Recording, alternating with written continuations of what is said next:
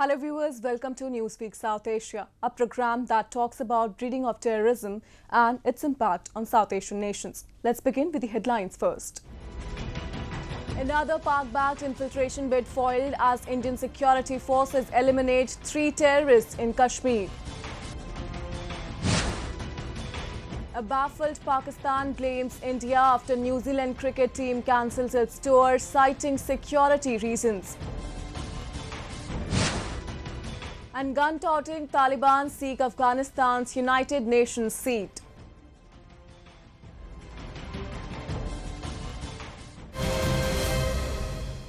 Pakistan has always treated Kashmir as a playground for its jihadist terror activities. Pakistan-backed terror groups, through regular infiltration, radicalization of local youth, killing innocent people, and several terror attacks, kept the situation tense in the Union territory for several years. However, since the abrogation of Article 370, Indian security forces have managed to foil all its devious agendas and maintain tranquility in the valley. But Pakistan's unfulfilled dream of annexing Kashmir from India has resuscitated amid Taliban's takeover of Afghanistan, and now it is once again making attempts to hamper peace and accord in the region. Jammu and Kashmir has remained at the target of Pakistan's state-sponsored terrorism since decades, be it deadly terror attacks, cross-border infiltration, or indulging into narco-terrorism. Islamabad has not deferred itself from indulging into anti-Indian activities. Recently, a major terror attack was foiled in Kashmir as Indian security personnel thwarted an infiltration bid and killed 3 terrorists in the Rampur sector near Uri town. According to sources, the terrorists had recently crossed over from Pakistan-occupied Kashmir into the Indian side. The identity of those terrorists shows that one among them is Pakistani. Details of other terrorists are yet to follow. 5 AK-47s, 8 pistols, and 70 hand grenades were recovered from the possession of the neutralized terrorists in the operation. Meanwhile, Indian security forces neutralized another terrorist in Shopian district of Jammu and Kashmir. In the early hours of the morning in Hatlanga forest, there was a movement observed for an infiltration bid. In a very short, brief operation, this attempt was eliminated by alert troops along the line of control. On 18th, a similar attempt was made in the hours of darkness, and over a period of about 3 days, during this operation, it was revealed, or rather confirmed, that that attempt for infiltration was foiled. So in just last about 1 week's time, we have had 1 attempt which has been foiled and 1 that has been eliminated. India's timely interventions on the border have left Pakistan deeply worried, as there has been a significant drop in the infiltration of terrorists from across the border due to the strict vigil of Indian security forces along the line of control. Thus, Pakistan is now preparing a devious recruitment plan in Jammu and Kashmir. The security forces in the country are on high alert amid Pakistan's plan to push Kashmiri youngsters into terrorism. Sources say that Pakistan-backed terror commanders in Kashmir are using Taliban's videos as part of its plan to radicalize youth and push them into their terror agenda. According to a report by Indian security agencies, 110 terrorists were eliminated in encounters till August this year. However, 82 youngsters from Kashmir have been brainwashed so far to join various terror organizations. Pakistan-based handlers look for cheaper assets among local youth that can be used to carry out killings of soft targets without any fear of being able to reveal the larger designs of their handlers. It is a fact that Pakistan-based terrorists Lashkar-e-Toiba, Hizbul Mujahideen, Jaish-e-Mohammed, ISIS, Taliban, with the assistance of the Pakistani army and the ISI, are making increasing attempts at infiltration into Jammu and Kashmir so that they can cause maximum chaos and mayhem. They want to disturb peace and tranquility in the valley. Ceasefire notwithstanding, the efforts are ongoing and will continue to increase by an order of magnitude in the weeks and months ahead. Failing to create unrest through traditional methods, well-known terror groups are now adopting new terror techniques. Pakistan-based handlers of proscribed terror outfit Lashkar-e-Taiba has been using the pseudo-acronym the Resistance Force to take responsibility for the terror strikes in Jammu and Kashmir aimed at maintaining plausible deniability and evading law enforcement agencies. The Resistance Front, which is backed by Pakistani handlers, is an offshoot of the LET, and it has taken the responsibility for various terrorist activities in Jammu and Kashmir in the recent past. Run by local terrorists, TRF is a face-saving wing of the outlaw terror organizations being named in terrorist acts. Unlike the Fidain attacks and other armed strikes on the security forces by traditional terror groups like Lashkar, Jaish and Hizbul Mujahideen, TRF has concentrated mainly on soft targets like local party leaders and businessmen, apparently to generate a wave of fear among civilians after the abrogation of Article 370 in 2019. For decades, Pakistan has been dreaming of capturing Kashmir, yet it has never been able to do so. It is again dreaming the same, this time with the help of the Taliban. Consequently, Jammu and Kashmir has witnessed a slight rise in violence. Terror launchpads close to the border are being active again, with Pakistan-backed terror groups and their associates continuously attempting to foment trouble in the Union territory by making constant infiltration attempts despite ceasefire in place.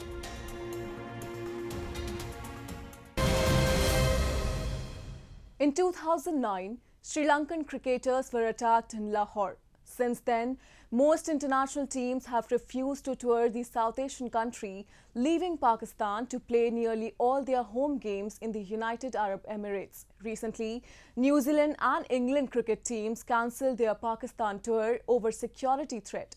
Outraged by such decisions, Pakistani cricket lovers and their frustrated politicians are now blaming India for it.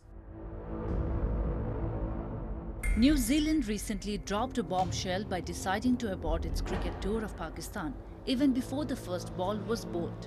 In the summer of 2002, New Zealand abruptly flew out of Pakistan after a bomb blast left several dead near the hotel where the visiting team was staying in Karachi. It took them more than 18 years to return to Pakistan. However, this time there was no untoward incident but an undisclosed security threat, which was enough for them to cancel the tour. The New Zealand team was staying at the Serena Hotel, which is merely 3 kilometers away from Lal Masjid, where the Taliban flags were hosted recently. Cricket-hungry Pakistan got a further jolt as after New Zealand, England also decided to scrap the tour of this strife-torn country. ये खिलाड़ी हैं, जंग करने नहीं जा रहे। जब आप कह रहे हो कि कोई खतरा नहीं तो इतनी सिक्योरिटी दे रहे हैं ना आप, इसका मतलब खतरा है तो इतनी सिक्योरिटी दे रहे हैं ना। खतरा तो मैं आगे बता रहा हूँ कि मेन खतरा क्या है, लेकिन ये सिक्योरिटी जो आप इतनी भारी भरकम दे रहे हैं तो इसके बाद खिलाड़ी खेलेगा कैसे इतनी टेंशन में। जब बस में बैठ के वो होटल से निकल के मैच की तरफ जा रहा होगा और उसको चारों तरफ पुलिस और फौज की गाड़ियां, ऊपर हेलीकॉप्टर, स्कूटरें, फिर ग्राउंड में जब वो दाखिल होता है पवेलियन से देखता है कि पिच पे बम ढूंढे जा रहे हैं, पूरे ग्राउंड में बम ढूंढे जा रहे हैं, स्ट्रेस तो होगी ना।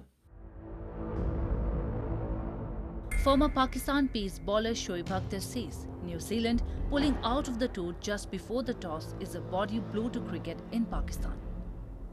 His tweet, "New Zealand just killed Pakistan cricket," shows nothing but his ignorance. Can the New Zealand be faulted?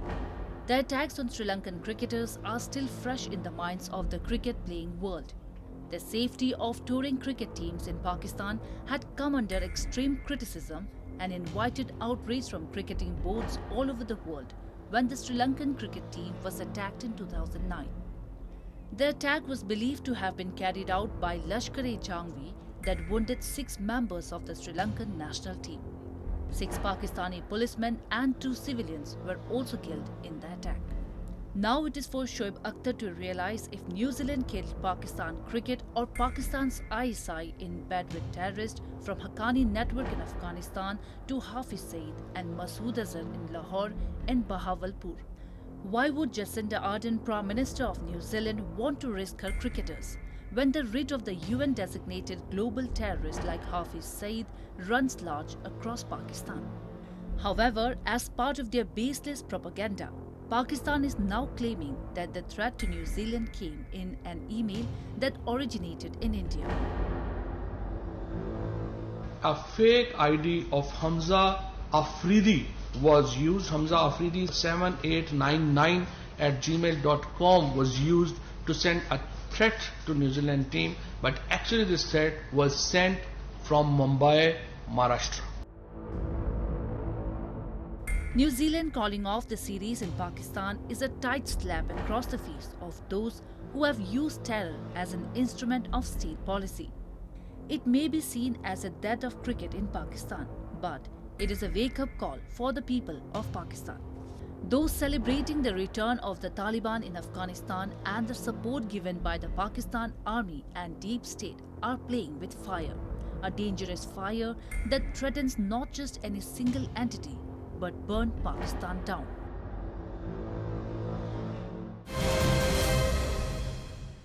Taliban, who have overrun Afghanistan and disenfranchised half of its population, are seeking to represent Kabul at the United Nations. The outrageous bid for Kabul's UN seat by the Taliban, which has proscribed terrorists in its leadership ranks, came after the group nominated Sohail Shaheen as Afghanistan's so-called new ambassador to the United Nations. A report. As world leaders discuss the future of Afghanistan at the United Nations General Assembly this week, the group that currently holds power in Kabul is conspicuously absent. The Taliban wants to change that despite concerns from the United States and others. Barely a month after Taliban took over Afghanistan's capital city Kabul, the group has written to the United Nations seeking a seat at the General Assembly.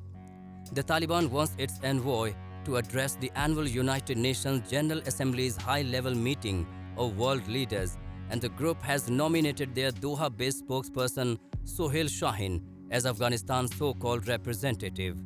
Currently, the UN ambassador representing Afghanistan, Ghulam Isakzai, is scheduled to address the final day of the General Assembly. The Taliban has said it wants international recognition and financial help to rebuild the war-battered country, but the makeup of the new Taliban government poses a dilemma for the UN. Several of the interim ministers are on the UN's blacklist of international terrorists and funders of terrorism. Currently, the Taliban represents a government that is not at all inclusive. There are many ethnicities, there are many communities, there are many political factions that have been kept out. And until such a time, the government in Kabul becomes more and more inclusive, I don't think there is any chance of the world community recognizing the Taliban so that they can come and take Kabul's seat at the United Nations. 1 or 2 countries or 3 or 4 countries may recognize the Taliban, possibly Pakistan, possibly Qatar, possibly China. But broad-based recognition enabling Taliban to take Afghanistan's seat at the United Nations at this point in time looks very unlikely to me. No country in this world has so far recognized the sketchy administration in Kabul, whose representatives openly carry heavy automatic weapons into office. The response on social media to the Taliban's request was quick and cutting. If they want representation at the UN, they should try sending a woman. The Taliban has virtually disenfranchised women in Afghanistan by resorting to medieval practices, curtailing, among other things, like free movement and employment. Some Afghan girls have returned to their primary schools with gender-segregated classes, but older girls have faced an anxious wait with no clarity over if and when they would be able to resume their studies. مکتبای پسرانه باز شده ولی از دخترها باز نشدن، به خاطر که اینا میگن که دخترها حق اجازه ندارن که درس بخونن، در حالی که دختران امروز دختران 25 سال پیش نیستن. دختران از 25 سال پیش تا امروز تحولات و پیشرفت‌های چشمگیری داشتن. بنابراین ما هدف ما این هست که مکتب‌ها شروع بشه، چرا که ما هدف‌های زیادی داریم. ما 10 سال زحمت کشیدیم، درس خواندیم و دوست داریم که دوباره ادامه تحصیل بدیم و دوباره تحصیلات ادامه بدیم. When the Taliban ruled Afghanistan during 1996 to 2001, they lacked international support. Only 3 countries recognized them. 2 of them, Saudi Arabia and the UAE, later withdrew their recognition over the Taliban's patronage of Al-Qaeda. Only Taliban's friend, philosopher and guide Pakistan continued to back their regime. Once again, Taliban are making moves to get international recognition, and Pakistan is making every possible endeavor to mainstream their terror group. Recently, the SAARC meeting was also cancelled when Islamabad insisted that Taliban be allowed to send its representative to the summit. To gain some legitimacy for the Taliban in some grouping or the other, as a pathway to getting more broad-based recognition, so that they are recognized as the regime in Afghanistan. So these gains from Afghanistan on the part of Pakistan on behalf of the Taliban, they will occur. As to how far they will be successful, I think that depends on how representative Taliban makes itself. In the current form, this government does not get international recognition. The form in which it will get international recognition means that Pakistan's influence will come to an end. Recognition brings governments a lot of international legal benefits. That includes diplomatic immunities, for example, which means Taliban leaders can travel to outside the country without the risk of getting arrested. There are other benefits too, like if the US recognizes the Taliban, they can eventually get access to Afghanistan's assets in the United States. Until there is clarity within the international community on the recognition of the government, common Afghans are caught in the middle of the debate.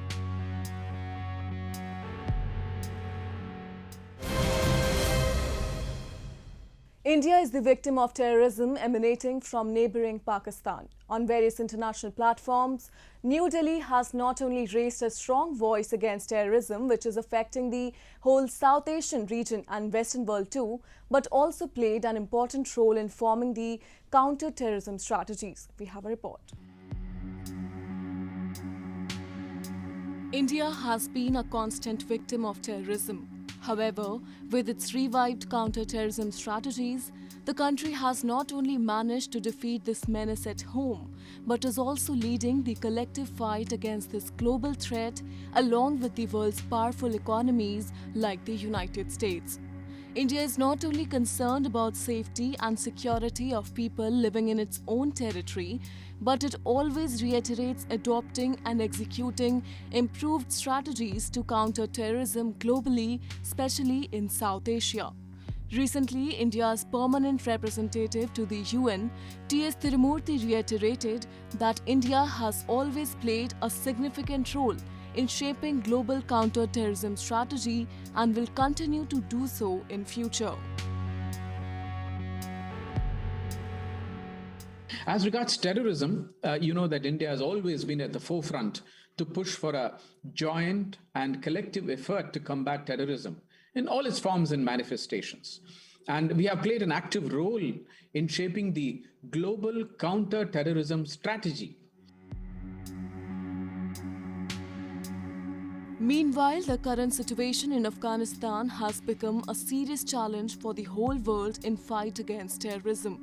Last month, the Taliban seized power in Afghanistan after the US-backed Afghan government collapsed and President Ghani fled the country.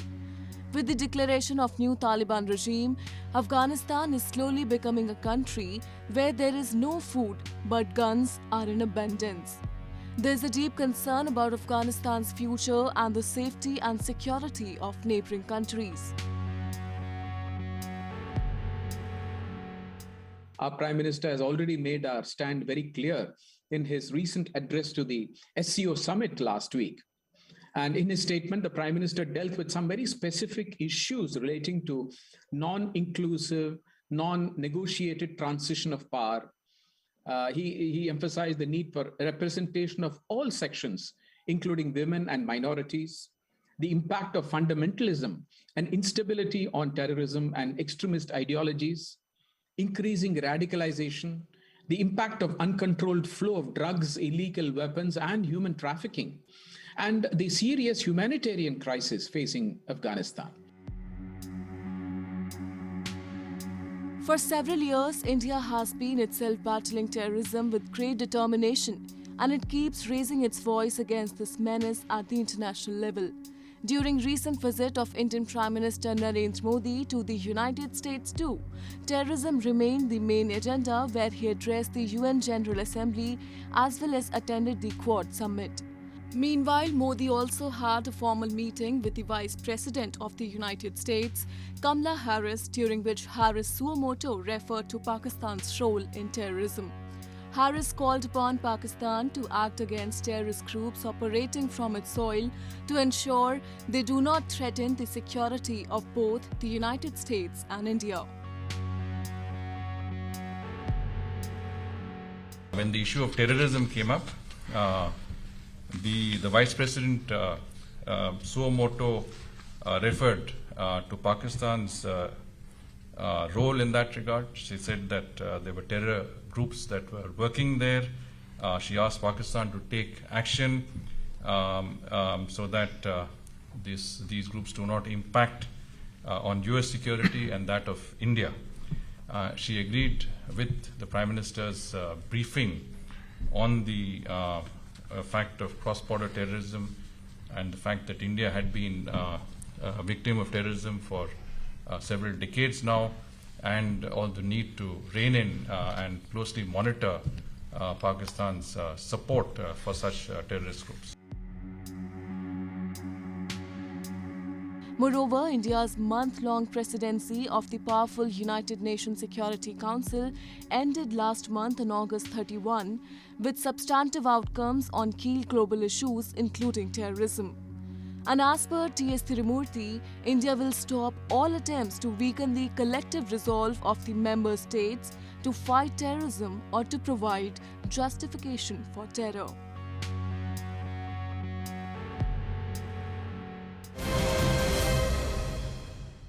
And with that, we come to the end of this edition of Newsweek South Asia. We will be back next week with more news, views and analysis from the subcontinent. Meanwhile, do keep writing to us at nwsa@nin.com. This is Shreya Savajay signing off on the behalf of entire production team of Newsweek South Asia. Goodbye and take care.